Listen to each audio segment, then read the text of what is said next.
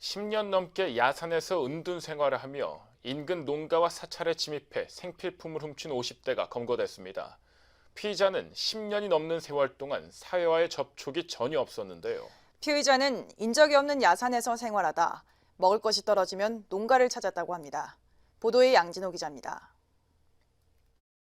모두가 잠든 늦은 밤, 한 남성이 작은 소리라도 날까 조심스러운 발걸음으로 농막 안을 살핍니다. 주위를 둘러본 남성은 인기척이 느껴지지 않자 슬그머니 창고 문을 열고 안으로 들어갑니다. 잠시 뒤 밖으로 빠져나온 그의 손에는 라면과 술 등 먹을 것이 들려 있습니다. 진주 지역 한 농가에서 생필품을 훔친 남성은 57살 김모 씨. 경찰 조사 결과 김 씨는 농가 인근 야산에서 움막을 짓고 사회와 격리된 채 살아온 것으로 나타났습니다. 지금 보시는 곳이 김 씨가 최근까지 생활했던 작은 움막입니다. 김 씨는 산 이곳저곳을 옮겨 다니면서 10년 동안 혼자 생활해온 것으로 알려졌습니다.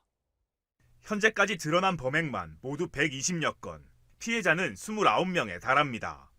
하지만 김 씨가 금품을 훔치지 않은 데다 피해 규모도 크지 않은 탓에 피해자들이 신고를 하지 않으면서 10년이 넘는 기간 동안 이러한 사실이 드러나지 않았습니다.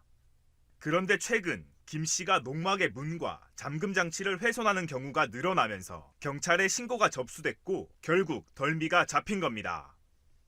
인근 마을 주민들은 지난 10년 동안 불안하기도 했지만 안타까운 마음이 더 크다고 설명했습니다. 우리 집 주위에도 빈집털이도 반찬만 딱 반찬 술 같은 거만 가져가고 그 뭐 특별한 좀 악한 도구는 아닌가 싶은데 딱 한번 못 먹고 살아서 그런 생각 싶어요. 경찰이 전담반을 꾸려 수사에 나선 이유 역시 김 씨의 건강 상태가 매우 좋지 않을 것이라는 판단 때문. 경찰은 한 달이 넘는 잠복 끝에 지난 7일 먹을 것을 훔치기 위해 농가를 찾은 김 씨를 검거, 상습 절도 혐의로 구속했습니다. 김 씨는 경찰 조사에서 지난 2009년까진 원양어선에서 일을 했지만 수년 전 주민등록이 말소됐다고 진술한 것으로 알려졌습니다.